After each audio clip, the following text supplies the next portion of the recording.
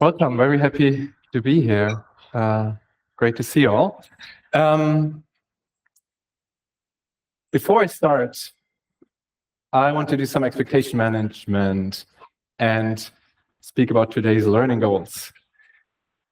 There's three things that I would like to cover today with you. First thing is, look at how product actually works in startups.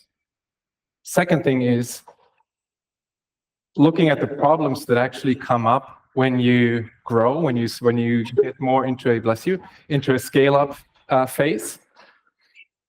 And third thing is actually derive the root causes from that and look at how can we actually solve these problems and share some key experience I experienced in the past 10 years as an interim product person in my career and for profit. My main goal today is that you have a good time before your deserved lunch and that you maybe take some inspiration with you back to your organization. I'm also happy to talk after the talk a bit more.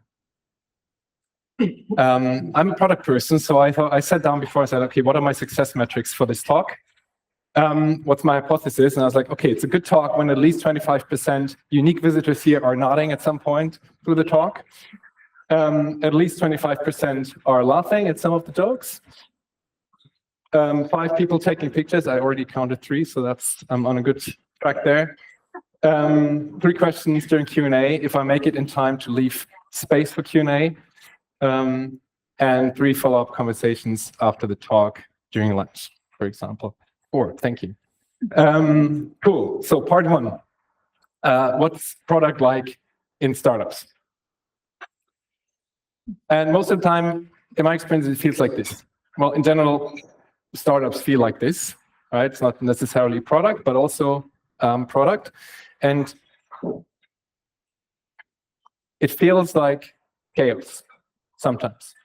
But most of the time, it's also productive chaos, right? It's like everyone is doing everything, but somehow it all aligns and people are like very fast and agile and you're making stuff.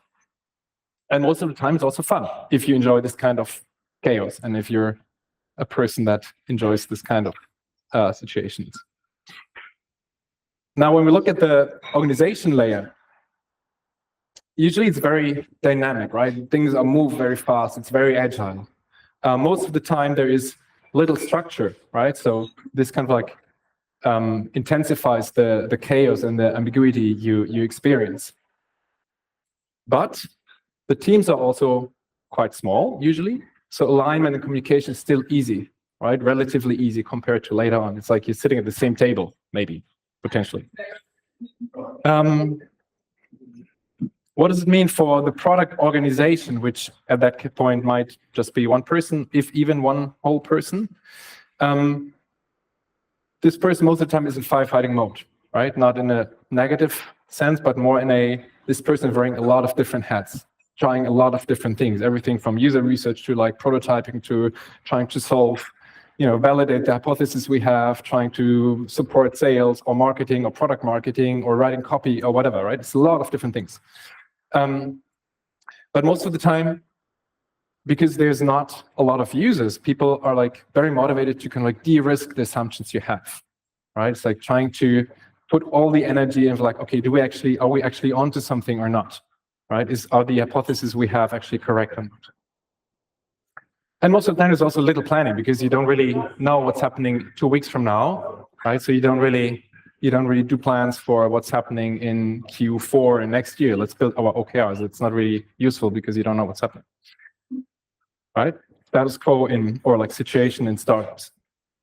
Now, how does it actually change when your organization is growing, you get more into a scale-up growth phase? Again, I want to look at different dimensions, right? What implications, what problems did I see in organizations, on the organization level, right? There's more people, there's more stakeholders, more people who want to be involved in product, who influence product. There's more opinions, there's also more ego, right? And what happens sometimes, experience is and this is a paradox, while you usually get more users, more customers, you kind of like get more further away from your users, because there's so much other stuff you have to deal with. You have to talk with people and get alignment, and there's so much other stuff happening, that even though you would have the chance to talk to more people, you're getting further away. Also, just the matter of the process of growing can be really painful, right? There's new people, there's, you have to build trust first, you have to build relationships with those people. Just costs a lot of energy, right? So this is also energy that doesn't go somewhere else. So if you have this, because the organization is evolving. What I often see is this thing of projects, right? So there's senior stakeholder coming saying like, oh, we have this B2B context, we have this one customer, like, can we do like a small project with them, like just adapt the product a little bit, maybe we do different code base, different repositories, something like this, and then it's one project, more project, third project, fourth project, and in the end you have a stack of different projects that you all have to maintain. It's not really this, you don't work on one product, but you have a accumulation of multiple projects. I see people nodding, so this is, I think, it's 5%. How does it work with decision making? Right, decision making is getting more and more complex. Most of the time, this leads to an intransparency, right? Because there's more people, and you can't just share the decisions or like discuss on the same table. It kind of like gets intransparent. People might not understand why certain decisions happened. Maybe it's not communicated well. There's more dependencies on other teams. Right? You have sales coming in, you have marketing, you have engineering itself as well. And in general, things are generally getting harder to understand, right? When you're a small startup and you have one focus, it's very crisp and clear. Now that you grow and there's different things coming up, it just gets more complex and harder to grasp. What does it mean for communication? There is very often increased need for better communication, right? We heard that in the previous talk of like, how do you actually communicate? How do you actually get in contact with those people and make sure they understand what you say, right? And align, and not just one way shout out to the front and not really realize what's sticking or what the other person understood. But at the same time, it's also getting more complex, right? There's again missing transparency and alignment, and most of the time also misunderstandings based on that, right? Because it's harder. People are used to communicate at a certain level. Complexity rises. People continue to communicate in a certain way, but it doesn't land the same way as it did before. I have a good example working with a company recently where we're talking about an activation event in a sales process. And I realized after like 2 days or so that people were talking about completely different things. Everyone was like, yeah, the activation event, but like person A was talking about this, person B was talking about that. And they've been working together for like a year. They didn't realize, right? It's just like because they come from different contexts and from different perspectives. The dimension of product strategy. The problem here is that most of the time you don't have product strategy, right? Or there's often no clear product strategy. There's no clear product vision. There's no clear product strategy. There's this founding idea, the thing that got things going, but it needs to evolve, right? It needs to turn more into okay, where do we actually go from now, where we stand right now? And sometimes that's just not happening. What does happen is that the things you do are often more influenced by senior stakeholders of the company than actually by the users that you have, right? It's like more driven by opinions, by people who are like, oh, I think we should build this or that. But you don't actually get the insights from users to qualify what you should build. And as a consequence, you also increase product depth, right? Product depth, or also called feature creep, whatever you want to call it, is kind of like slowing you down, because initially you try to build a lot of things to create value, right? But if you continue like this, like just build everything you can, at some point you get into this moment of like, okay, I have to maintain this, I have to maintain this, I have to fix bugs here, I have to service this here, and it's just like juggling keeping all these balls in the air while actually trying to find a way where you want to go. Put this octopus in terms of like, many hands, sometimes more than 8. And essentially it just slows you down, right? It slows you down on the path you should actually try to pursue. thing about product leadership is that the founders very rarely are very product focused, product driven, right? In my experience. Some are, but that's the exception. And maybe they are, and maybe they have a good understanding of product in the beginning, but once it grows, they just get too many things going on, right? They have to do sales, they have to hire, they have to build a culture, maybe they have to go fundraising, there's so many things that they have to do that it kind of leaves a vacuum. Maybe a vacuum because the person is just not busy enough, right? Maybe a vacuum because no one from kind of like the product team actually has the skills and experience and motivation to move up. Maybe they have, but maybe then they're also lacking the skills and experience. Or maybe it also gets harder to hire someone from outside if the founder or person who owns this role is not really making space, right? Maybe the founder is still clinging to this, I want to own product, but actually, like, I only have 30 minutes a week to do that, right? So it kind of like creates a vacuum which might not be so easy to be filled. And that sometimes leads to the fact that product leadership doesn't have a seat at the management table. What I mean by that is that due to the reason that product might not be in the company and not be a key position from the beginning on, you might end up, and I've often seen this, that product is maybe is a part of tech, right, or below the CTO, or maybe at sometimes even marketing. I've seen that, which is weird. But what this leads to the fact that it's very hard for someone to take over this role of product leadership and actually build in product principles for the whole organization, bring this to the management team, educate them, kind of like evangelize those product principles. It's very hard to really drive product strategy and vision if you're not at this level of the company, right? But like somewhere in between. And what's even more important is that the insights the team might generate from users is not really reaching the top, right? So it's not really influencing the strategy layer that you have in the company. Sometimes you have people who kind of like join this product leadership position, but then it's also a completely new game, right? Leading like product leadership is something completely different than being a product manager, right? There's like certain skills you have as a product manager, but then growing more into leadership positions, like you don't manage things anymore, but you mainly manage people and strategy, right? People also in terms of the management or senior stakeholders, but especially you have to develop a team, you have to build a team, you have to help them grow. Right, there's completely different skill set, and sometimes that's just not. There's no one there who supports those people. Product discovery, most of the time, is kind of like getting harder. De-risking is getting harder because there's no, if you don't have a stable discovery process, as I said earlier, there's so many other things going on that it's sometimes hard to really focus on that anymore, like in the early days, right? In the early days, it's easy because that's the only thing you can do. While later on, it's like you have to find time to do that, to actually talk to people and collect that feedback, right? So the consequence is that people might rely more on their personal opinions, or hearsay, I heard someone saying that some customer said this, or insights from the past, right? And this is something I see very often. People are like, yeah, we talked to these people. Like, when did you talk to them?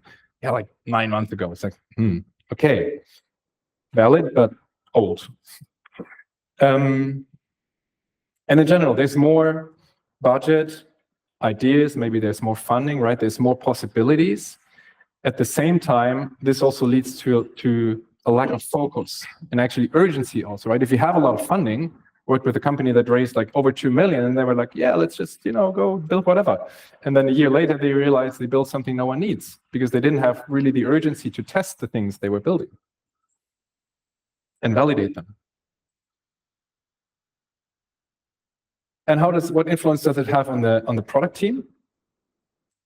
This whole firefighting, wearing different hats is actually getting more hard and also more draining, right? There's more people, more ideas, more bugs, more moving parts, again, more projects which you have to maintain.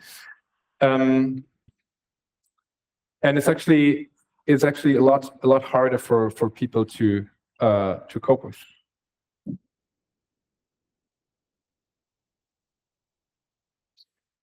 And essentially what does it lead to is sometimes is that when you are in this position of, okay, we actually need, our team is kind of like suffering from this current situation, we need more people, that you compromise also on the quality of people. So the team might be growing, but you might hire people because they're available and not because they're the best fit for the team, right? So this is kind of like also the paradox, or like the hard challenge of trying to keep the quality of the team, even though it's kind of like a very, very tough situation. So this were like 30 slides of like things that could go wrong, right? And it could leave you like, not sure how to solve this. Right? It's a lot of things that can go wrong. Right? And I will do a quick show of hands. Who of you has been in a company going through such a phase ever lately in the last? Okay, that's what, 20? Okay, keep your hands up. Who of these has experienced one or more of these issues? Okay, even more hands going up. Okay, that's good. Even though you're not in that situation. Who of you has experienced 2 or more? Okay. 3 or more? Okay, who of you has experienced all of them? Okay, that's it. Kind of. That's enough. Cool. Okay. So we're on to something here.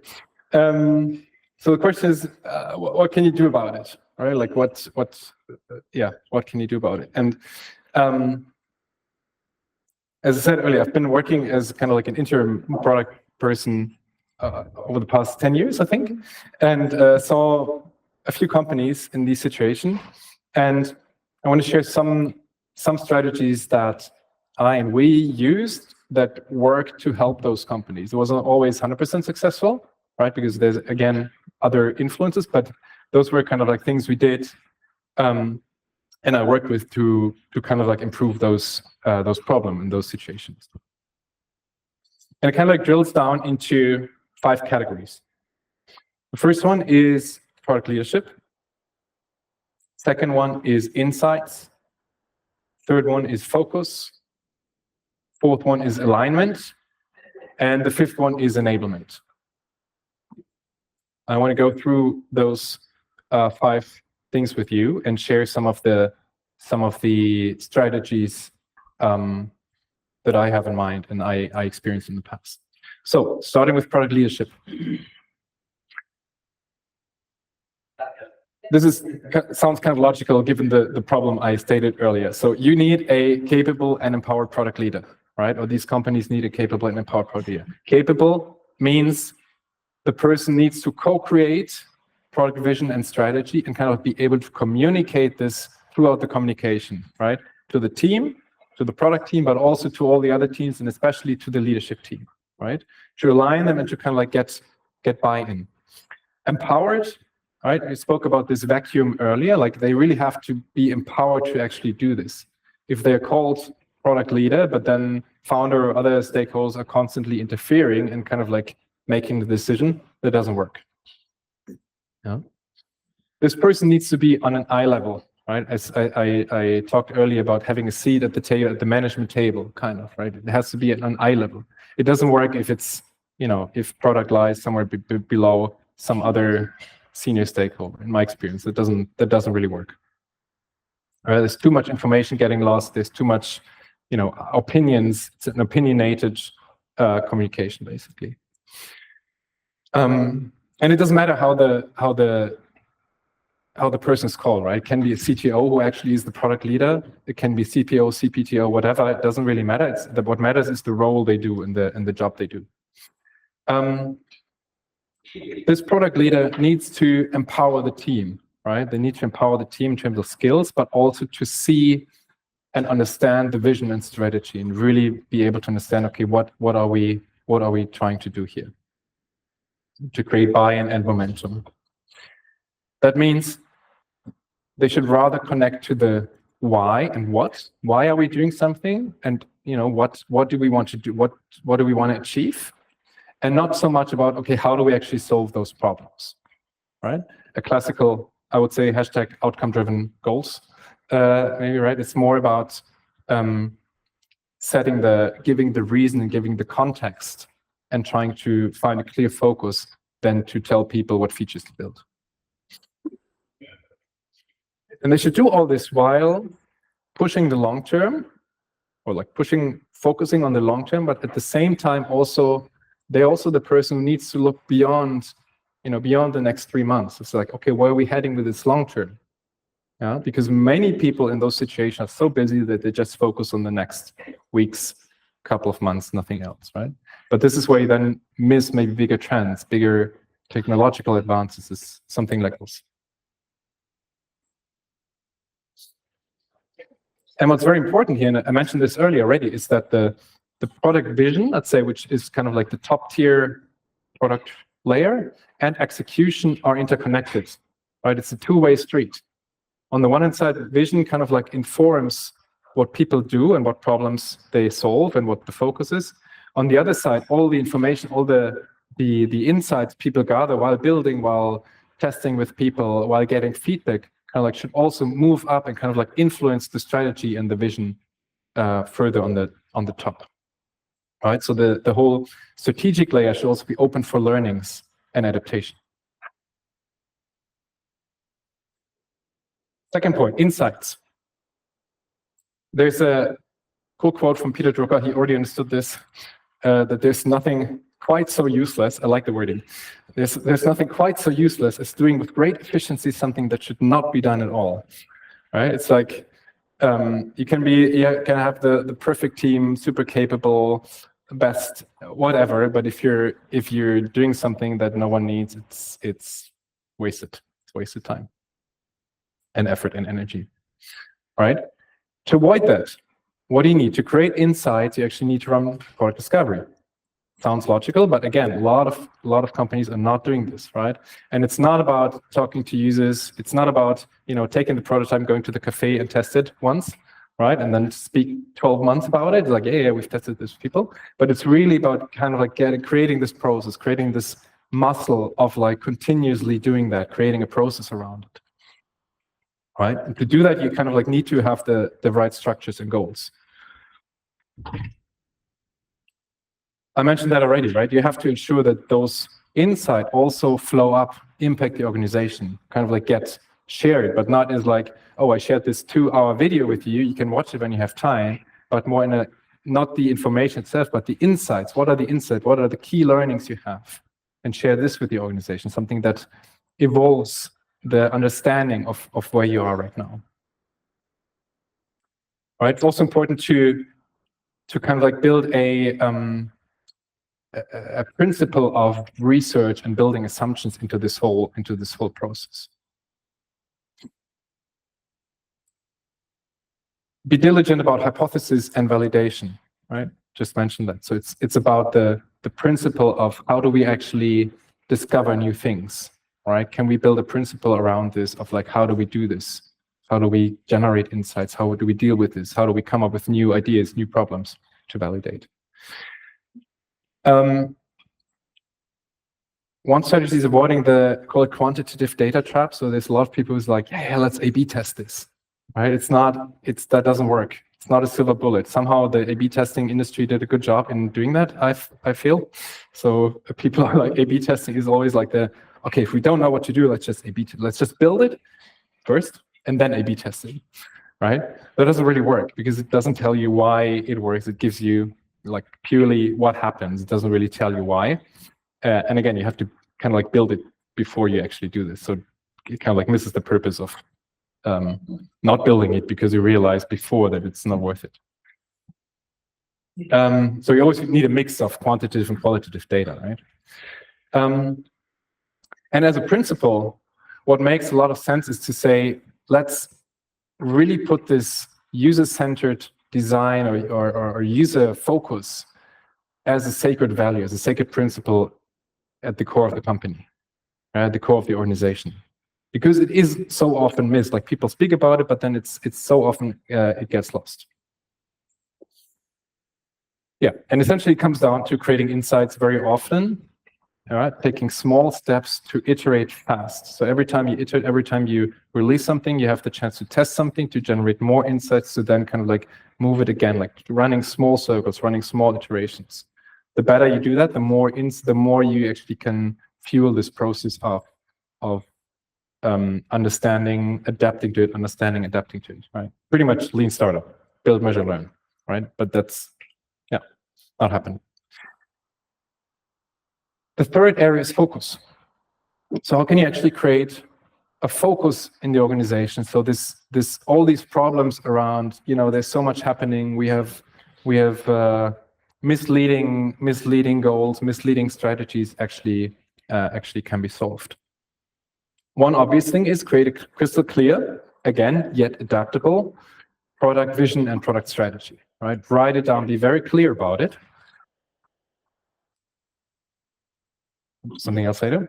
And also set very clear metrics and goals, right? That manage expectations and also avoid multitasking, right? So once you say what the goals are, you can also define what are not our goals and kind of avoid that people think you would do something even though you're not doing it.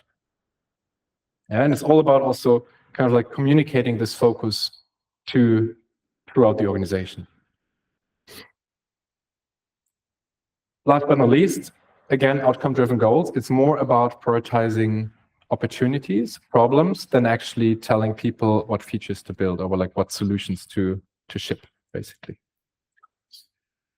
Alignment. How do you create alignment in an organization? And this ties a little bit into the previous talk, I think. It's a lot about being very explicitly thoughtful how you communicate, right? Talked about this style of communication, and when complexity changes and the style of communication doesn't adapt, this might lead to a lot of misunderstandings, right? So it's really the question of what do you communicate and how do you communicate it? And this has to, there has to be also a feedback loop. It's not about always just pushing it up, but really think about, okay, how did I communicate it and what actually stuck with the person I communicated it to? Be very clear, right? And push for clarity. Right? There's so many situations I've been in where there's a discussion and then it's like, okay, well, see you later. And there's like, okay, what are the next steps here? Like, what is, there's something in the room and it feels like everyone feels it, but no one actually addresses it. So like, okay, wait, but what exactly do you mean by that? So what exactly are the next steps? What are your expectations? What do you want me to do? Or like, what is your wish to do? What's your goal here? Right? There's so much fluff sometimes about this. And again, setting strong principles and working agreements, right?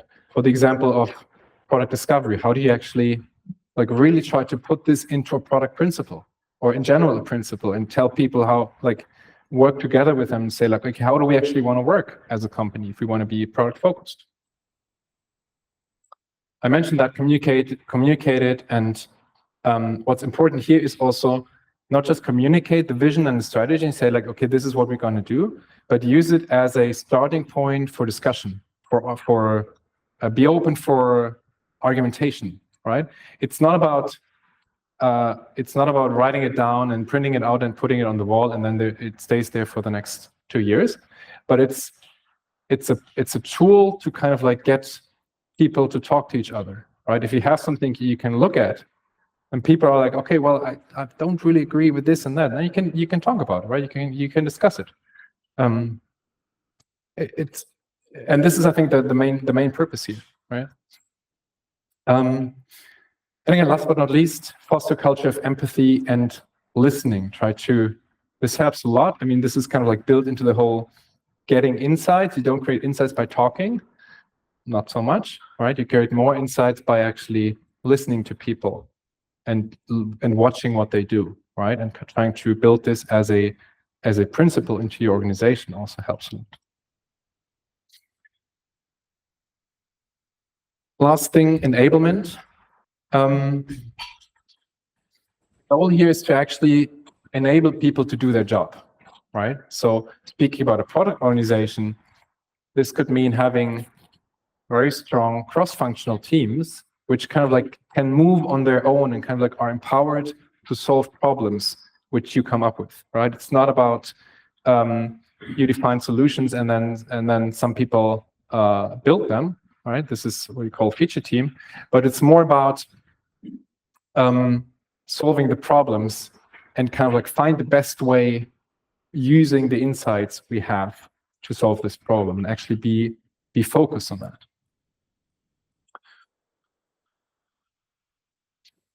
A lot about educating and developing your team, right? If you, I've still haven't seen this in a lot of organizations going through that phase of like that they really talk with their people. Okay, what are your career goals? What are you coaching them, creating a coaching plan, or sitting down with them and really seeing like, okay, what do you need to develop further in your career, right? What are help them with communication skills, help them with empathy skills, help them with business skills, right? So many product managers, for example, or people in the product team have very little knowledge about business, how the business works, how you actually make revenue, how everything works.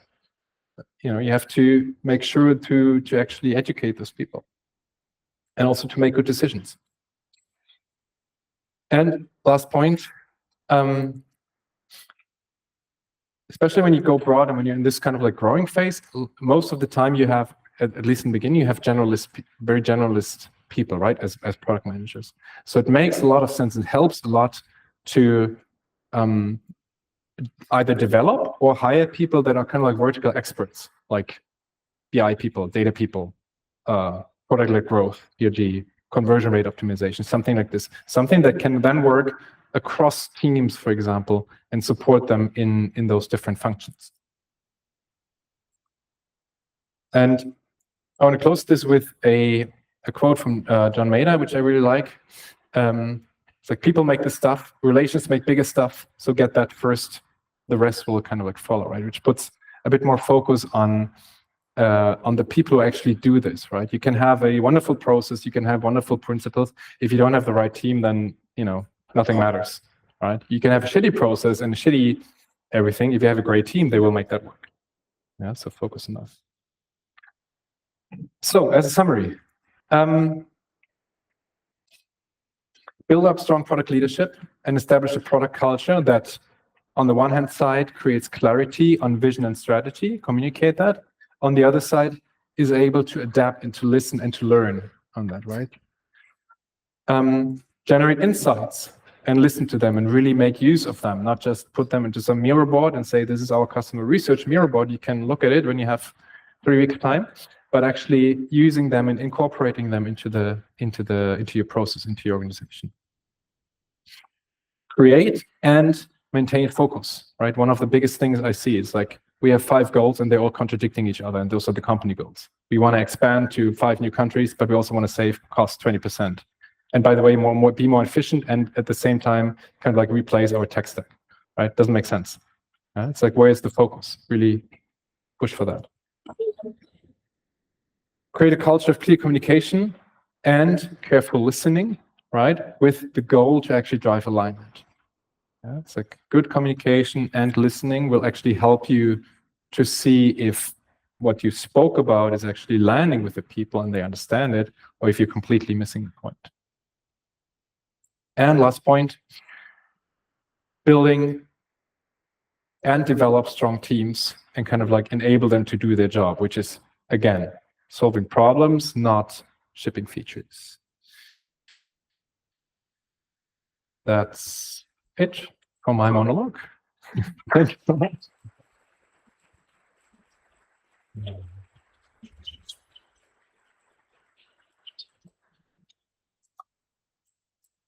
Cool. Questions? Yeah. Someone? I check someone. Yeah.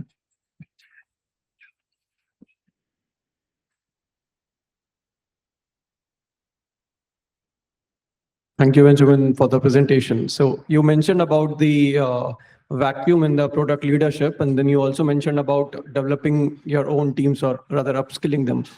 So as a founder of a startup, when you are moving into a scale-up phase, what would you prefer? Promoting someone who had been with you since the earlier days to the position of CPO, or hiring someone from externally who does not know about your company yet, but he's an expertise in his own domain? I'm very often in the second position. So people get me into the company when they realize they don't. I personally, when they realize they need someone on product leadership level and they don't have someone in the company. I would say it's not black and white. It depends. It depends also on how you see the skills of the person who could eventually do this job, right?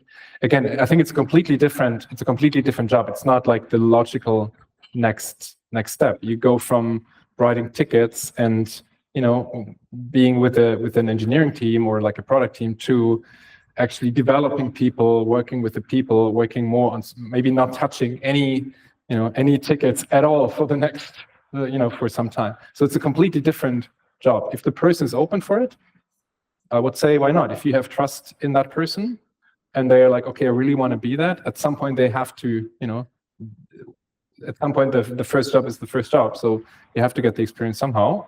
And if you see that and you have the feeling they're not completely overwhelmed with this job, and then sure, why not? And if you have someone who can then still keep the processes running, right? I don't think it works to do both. To just say like, okay, you got upgraded, you do your normal job and you do this leadership on top. That doesn't really work, right? Does that answer your question? Yeah, it does. Thank you. Thank you. Hi. This might be a naive question for many of you, but we come from a project-based business back then, and now we are starting to, develop our own solutions, putting out software, SaaS. At least that's the plan. But I see the challenge to, the whole team is used, the client wants something next Wednesday, so everybody's focusing on that. But how would you, change that mentality in a team to keep on thriving to develop a product, which is a long way? Yeah, I think very relevant question, not naive. It's hard. I would say it depends on, you really have to change the principle how you work, right? From we are in agency mode of like the customer tells us what they need and we build it, which is completely fine, by the way, right? I'm not saying one is better or worse, but if you're like, if that's your business model, then that's fine. If your business model is, I need to find a problem to solve, which also has a value for the customer, for a customer or users, so they pay me money, then you need a completely different approach of thinking about these things, right? You need to figure out, okay, what are actually the things that create value for them, and how do we build them? Like, how do we build the solutions for them, and how do we prioritize the opportunity, the problems? So I would naturally say it's possible, but you need a very hard shift towards this. We're not doing this anymore. We're completely stepping out of this, and now we do this. How do you keep up? We have the ideas, we have the product, how we keep aligned and not being like deadlines. So the question is how to keep the team aligned without deadlines? Yeah, let's say if the whole leadership comes from projects, and now it appears then if we follow up our own ideas, people start to, diverge. So how you keep on like a good pace? For example, I thought like we need a person which would take the role of a client in a project to keep them busy. I think a good way is to set expectations in terms of metrics. Like, what is if you have a hypothesis that your ideas are solving a problem, what's the success metric here? What can you look at to figure out if this actually is true or not? Because essentially it's an hypothesis, right? You have the hypothesis that this certain idea has value for the customer, and you want to bring it live as fast as possible. So I would actually go there and say like, okay, what's the hypothesis here? And then what's the, how can we test it? And then define a metric within your hypothesis. Say like, I think this and that is a problem. To measure that, we build this and watch this and that metric, right? And then focus on that metric. And if you and put that into the focus and the goal of the whole team organization, right? If you can focus, if you can influence that metric, then everything is fine. If not, you have a problem. Right. Does that make sense? Thank you. Yeah. Okay, sorry. Hi. Quick question. So when was your light bulb moment when you realized that actually integrating insights and proper discovery matters or is important. I'm just going to put a little asterisk on it.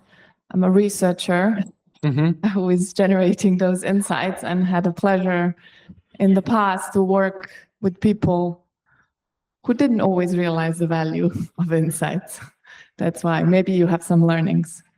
Yeah, I mean, the hard way to learn it is when you ship something and you realize no one needs it, right? Been working with a company lately that did exactly that. They had enough runway to not be in the pressure of really have to test it. They did a pivot, had the idea, said like, okay, let's build it for 10 months. Now they have one customer, maybe half the customer, right? It's like they're like, yeah, we're on it. We have like one customer. It's like, well, you tried to sell this for like 10 months. Not really, it's not really picking up. It's not, it doesn't seem to be the biggest problem you're solving there. And still they kind of like, you have to, I think you also have to like reflect on this and ask the question, like, does that really solve a problem?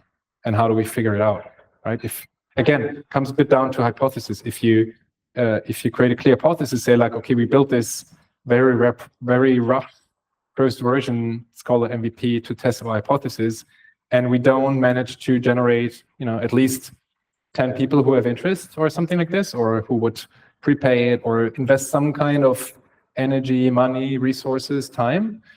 If you do that, then you actually have something to measure against. If you just, and many organizations are in this, we just build it and then we see how it goes, and then, then you just have one customer, but you're like, yeah, but it's like, we just haven't figured out who to talk to yet. And like 5 months later, you're like, oh, but this customer is really like, maybe the others are still not, something else. I think it comes down to not being very explicit upfront. Yeah, and again, you can learn it the hard way. And I think many people still do, unfortunately. I think we have time for one last question. Okay. There was one over Last question. Yes, thank you. My name is Eugene from Confitech. Before Corona, everybody works in bureau. Corona shows us that remote is possible, and now most of companies prefer to have hybrid. In America, there is a new trend to build 100% remote companies, virtual companies. Do you believe that virtual companies with 100% remote workers can build successful products? And is it possible in Germany now? If it's possible in Germany? Yeah, now.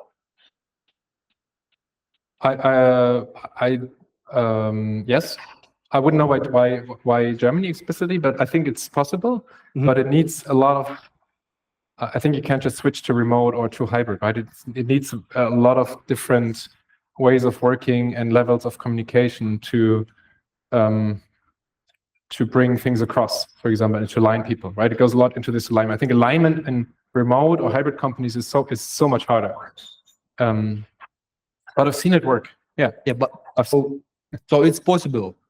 I think so, yeah. Build for 100% remote companies successful products. I think so. Yeah, I wouldn't know why not. I mean, I think it's some things are harder. Yeah. Other things are easier, right? Get good people, and doesn't matter where they work. Yeah. Thank you. All right. Oh, Then thank you so much. Oh. One last round of applause, please, for Ben.